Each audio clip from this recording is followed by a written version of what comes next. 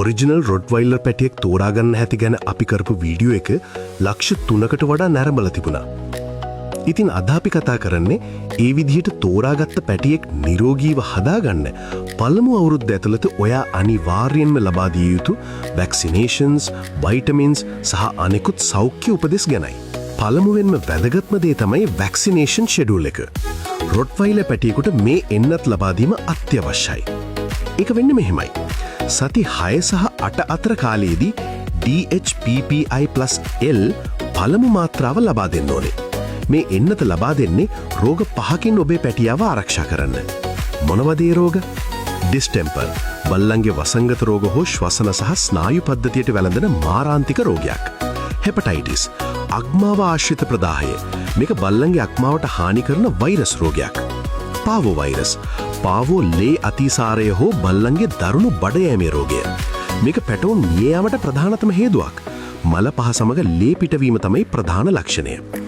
පැරයින්ෆ්ලුවෙන්සා, බෝවන කැස්ස හෝ ශ්වසන පද්ධතිය ආසාදනය. බල්ල දිගින් දිගටම කහින ස්වභාවයක් පෙන්වන එක තමයි මේකේ ලක්ෂණය. ලෙප්ටෝස්පයිරෝසිස්, මීවුන. ඒක නම් ඉතින් කට්ටිය දන්නවනේ. ඔය අපිටත් හැදෙන්නේ. හැබැයි ඒක භයානකයි.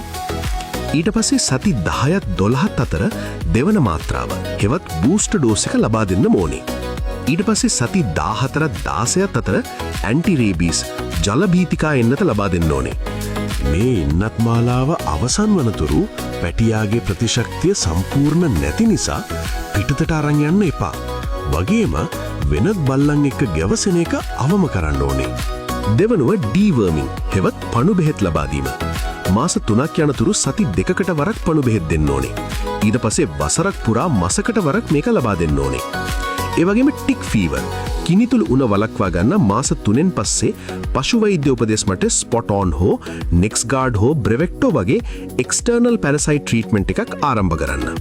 සප්ලිමෙන්ට්ස්, විටමින් සහ සප්ලිමෙන්ට්ස්. රොට්වයිලර්ලාගේ අස්තිවර්ධනය ඉතා වේගවත් නිසා කැල්සියම් සහ ෆොස්ෆරස් මාස 2 සිට අවුරුද්ද දක්වා නිවැරදි මාත්‍රාවෙන් ලබා දෙන්න. ඔමෙගා 3 සහ 6 හෙවත් ෆිෂ් ඔයිල්, නිරෝගී සමක් සහ ෂයිනි කෝට් එකක් ලබා ගැනීමට මේ ඉතා වැදගත්. ග්ලූකෝසමයින්, මාස 6න් පසු සන්ධිවල නිරෝගී බව සහ ජොයින්ට් සපෝට් එක වෙනුවෙන් මේ ලබා දීම සුදුසු.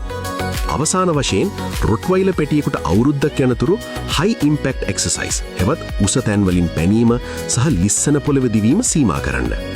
ඒ ඔවුන්ගේ ග්‍රෝත් ප්ලේට්ස් වලට හානි කර පසුව හිප් ඩිස්ප්ලේසියා වැනි රෝග ඇති කරන්න පුළුවන්. ඒ වගේම බැලන්ස් ඩයට් එකක් පවත්වා ගැනීමෙන් අධික තරබාරව පාලනය කරගන්න එක ඔයාගේ වගකීමක්. ඔබේ පැටියාගේ සෞඛ්‍ය ගැන තියෙන ඕනම ප්‍රශ්නයක් කමෙන්ට් කරන්න. මේ වගේ තොරතුරු තවත් දැනගන්න අපි Green Eye page එක ෆලෝ කරන්න වගේම Cats and Dogs YouTube channel එක subscribe කරන්නත් අමතක කරන්න එපා. සුබ දවසක්.